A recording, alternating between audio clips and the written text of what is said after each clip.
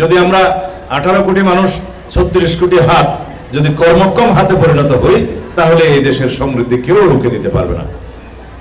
অর্থনৈতিক উন্নয়ন, নিজের উন্নয়ন, পরিবার এবং সমাজের সমৃদ্ধি নিজেই করতে পারবে এবং সমাজের জন্য বোঝা না হয়ে, লায়াবিলিটি না হয়ে, পরিবারের, সমাজের এবং দেশের জন্য সম্পদ হিসাবে নিজেকে সৃষ্টি করতে পারবে, প্রতিষ্ঠা করতে পারবে। সেই রকম শিক্ষা ব্যবস্থার কথা আমরা ঘোষণা করেছি, আমরা সেটা এখন চালু করব ইনশাআল্লাহ। তা আপনারা সামনে থেকে একটু সরে যান।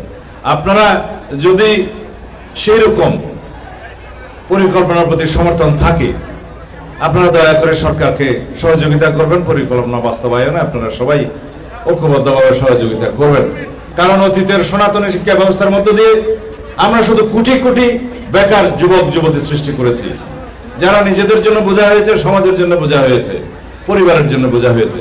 এখন আমরা আমাদের সন্তানদেরকে রাষ্ট্রের জন্য সম্পদে পরিণত করতে চাই, নিজের জন্য, পরিবারের জন্য, সমাজের জন্য একজন দক্ষ নাগরিক হিসেবে তাকে প্রতিষ্ঠা করতে চাই। এইভাবে আমরা সমাজের অন্যান্য সকল ক্ষেত্রেও আমাদের বাস্তব পরিকল্পনা আমরা ঘোষণা করেছি এবং চেষ্টা করছি। আপনারা দেখেছেন কিছুদিন আগে আমরা আমাদের প্রতিশ্রুতি অনুসারে নির্বাচনের আগে যে ইশতেহার আমরা লিখেছিলাম, যে 31 দফাতে আমরা সমস্ত কিছু মৌলিক পরিকল্পনা ঘোষণা করেছিলাম, তার মধ্যে সকল পরিবারের জন্য, যারা দরিদ্র পরিবার, সেই মায়েদের জন্য আমরা ফ্যামিলি কার্ডের প্রবর্তন করেছি। এটার সংখ্যা এবং আর্থিক পরিমাণ হয়তো এখন কম মনে হতে পারে। আমাদের রাষ্ট্রীয় ক্যাপাসিটি যখন বাড়বে, অর্থনৈতিক যখন আমাদের সমৃদ্ধি হবে, আরো যখন আমরা অর্থনৈতিকভাবে এগিয়ে যাব, তখন আমরা এর পরিমাণও বাড়াতে পারবো, সংখ্যাও বাড়াতে পারবো। একইভাবে যারা মসজিদের ইমাম, মুয়াজ্জিম, খতিব এবং অন্যান্য উপাসনালয়ের, অন্যান্য ধর্মাবলম্বীদের যারা সেই উপাসনালয়ের প্রধান এবং উপপ্রধান, তাদের জন্য আমরা ভাতা, রাষ্ট্রীয় ভাতা, সম্মানী ভাতার প্রবর্তন করেছি, যেটা আমাদের প্রতিশ্রুতি ছিল। এটা শুরু, এটা সবাইকে ধীরে ধীরে সমগ্র দেশের সকলকে এর পরিকল্পনাভুক্ত করা হবে।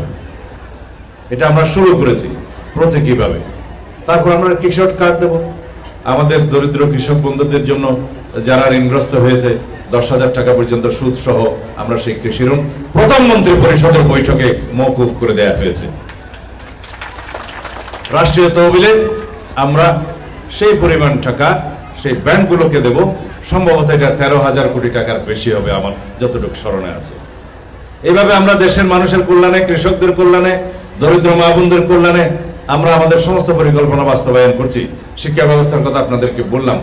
সমস্ত ক্ষেত্রে, রাষ্ট্রের সমস্ত ক্ষেত্রে আমরা এইভাবে সংস্কারের মধ্য দিয়ে যাচ্ছি। ইনশাল্লাহ এই সংস্কারের মধ্য দিয়ে এই জাতিকে আমরা এমন একটা জায়গায় উন্নতি করতে পারবো যে এই জাতি সারা পৃথিবীর বুকে মাথা উঁচু করে দাঁড়াবে, অর্থনৈতিকভাবে সমৃদ্ধ হবে, প্রশিক্ষিত হবে, প্রযুক্তিতে, মেধায়, জ্ঞানে, সমস্ত জায়গায় আমরা শ্রেষ্ঠত্ব অর্জন করবো ইনশাআল্লাহ।